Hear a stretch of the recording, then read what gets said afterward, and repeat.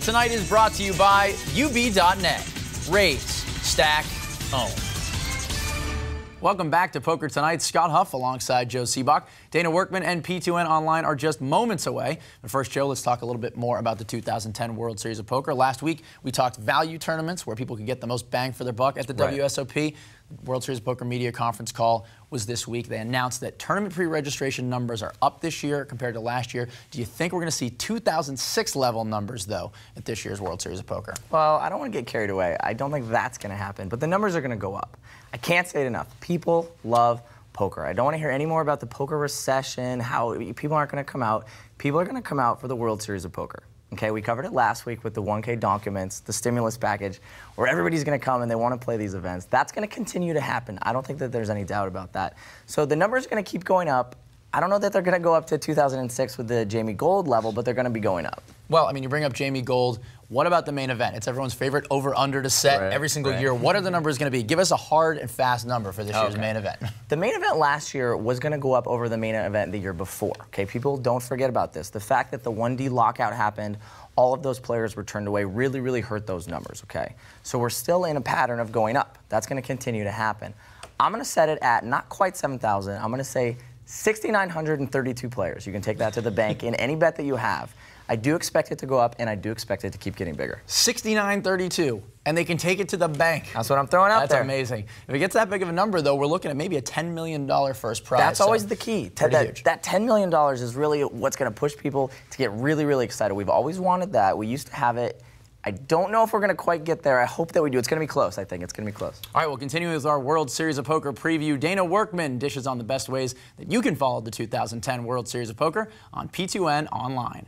P2N Online is brought to you by Poker Pro Magazine, your best bet. Dana? Thanks, Huff. That's right. P2N Online this week will detail some of the best ways you can track and things to look for when following the 2010 WSOP. First, and most importantly, where can you sweat your favorite players who registered in the events? You know, a place to go to follow the action without being screamed at. Oh, it's the king! It's the king! We're heads up! Oh, the Maven. You have three main options. One, there is the WSOP.com website, which will track all of the major players and post full chip counts for each event. For more coverage, you can hit PokerNews.com, where you'll find video interviews and a rolling scroll of player tweets. If you're looking for a little more personality, though, PokerListings.com always does a great job.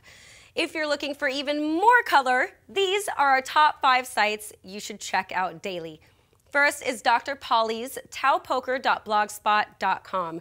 Polly has been covering the WSOP longer than just about any blogger out there, and he isn't afraid to tell about the very good and very bad things that go on at the WSOP each year. Plus, he's got his famous last 5 pros he's pissed next to posts that are a staple in the industry. Fortunately, he's never provided any twit pics to accompany those posts. For more of an industry insider's take, there's Pokerati.com. They've always got a scoop you won't find anywhere else, and regular podcasts giving you a behind-the-scenes look at WSOP action. For videos you won't see anywhere else, go to rawvegas.tv.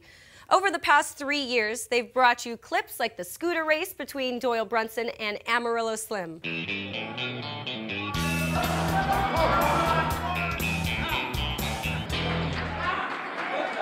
For a more pro perspective on the WSOP, PokerRoad.com is the way to go. From popular podcasts like Poker Road Radio and The Poker Beat, to regularly updated pro blogs, to, of course, Jeff Madsen's raps. Hey, yo, man, oh my God, I'm rapping on my phone like I'm for live. We're not gonna practice avoidance. Oh no, not that again, please, no more. Regardless, Poker Road is a source for tons of content that also doesn't involve crappy white boy rapping. Finally, for an edgy and gossipy look at the WSOP, go to wickedchopspoker.com. Their Girls on the Rail feature is among the most popular of the series. All right, now let's get to our viewer mailbag. This question comes via Twitter from @FrankHarlan, and it feels like a perfect one for Sebok. If you're on the bubble and you get pocket aces and you're short stacked, do you shove or fold? Joe? Well, Frank, it really depends on whether or not you want to be a real poker player or if you want to be a toddler in diapers. Okay? When you pick up 2 aces on the money bubble in a major tournament and you're short stacked, this is your best chance to get it all in and double up, get back into the event, and go for the win. You don't just want to eke into the cash, okay? That's not something that you want to do. The only caveat there is if you're playing in a satellite tournament and maybe first through 9, they're giving away seats, or first through 15th. Now in that spot, you may want to let the aces go. You may want to just go ahead and win the seat. But if you do it in a major tournament, I'm going to come to your house, I'm going to take the online poker sites off your computer and take your cards away, because you shouldn't even be playing poker. That's it for P2N Online. To submit questions to future mailbags, visit us at Poker2Nite.com, our Facebook fan page, or Twitter.com/Poker2Nite. Thanks, Dana. When we come back, 2007 Playmate of the Year, Sarah Underwood does some Bikram yoga with Joe Sebok, and then joins us in studio and goes on the clock. Poker's biggest tournament, the World Series main event, is just around the corner, and UB.net wants to send 5 of our Poker2Nite viewers there to compete for a shot at poker immortality.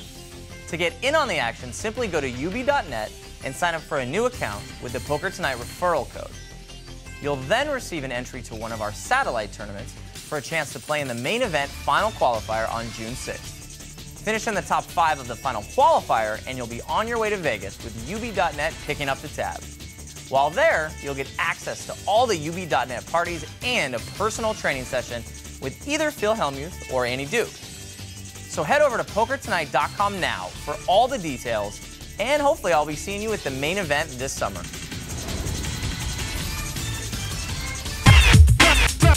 Well,